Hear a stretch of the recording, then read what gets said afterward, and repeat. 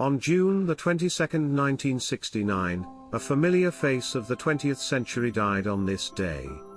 This is a phenomenal individual that featured in many classic musical films, especially The Wizard of Oz, and experienced a rollercoaster ride of events within her life. This is the story of Judy Garland. From even just the age of 2, she was already on her way towards the road of becoming a superstar, being in a group called the Gum Sisters, where she would perform dancing and singing with her 2 elder siblings.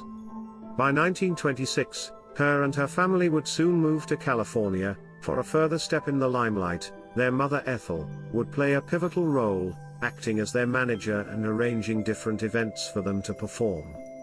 Eventually, the Gum Sisters transformed into the Garland Sisters at the World's Fair in Chicago in 1934.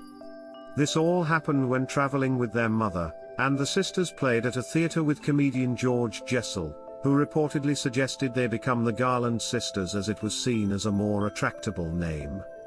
By the age of 13, she managed to secure a contract with Metro-Goldwyn-Mayer, but only as a solo act.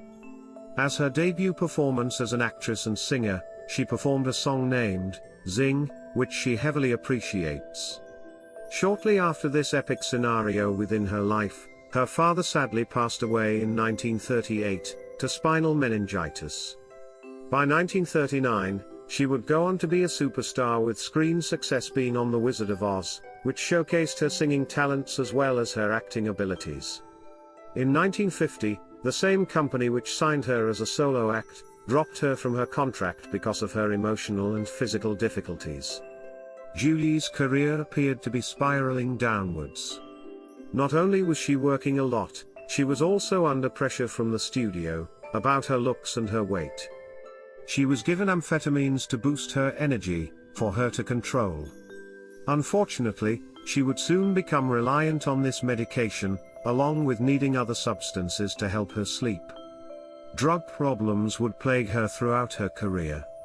Nevertheless, in 1951, she started to rebuild her career with help from producer Sid Luft. She starred in her own show on Broadway at the Palace Theatre, which drew large crowds and ran for more than 20 weeks. More than simply showcasing her powerful and expressive voice, this proved she was a dedicated performer, helping to dispel the earlier negative stories about her. Whatever personal difficulty the two had, he had a positive impact on her career and was instrumental in putting together one of her greatest films.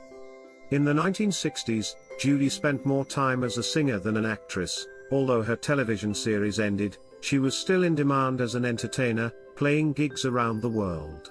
By 1968 she moved to London. After several marriages, she was in personal and financial trouble by this time. She often performed at nightclubs, and she married once more bandleader and club manager, Mickey Deans, in March 1969. However, just a few months later, on June 22, 1969, she died in London, of what was reported to be an accidental overdose. Despite her premature death, Judy continues to maintain a devoted following. There are countless fan sites online as well as published biographies that explore almost every aspect of her life, from her brilliant talent, her professional successes and failures, and her myriad of personal struggles.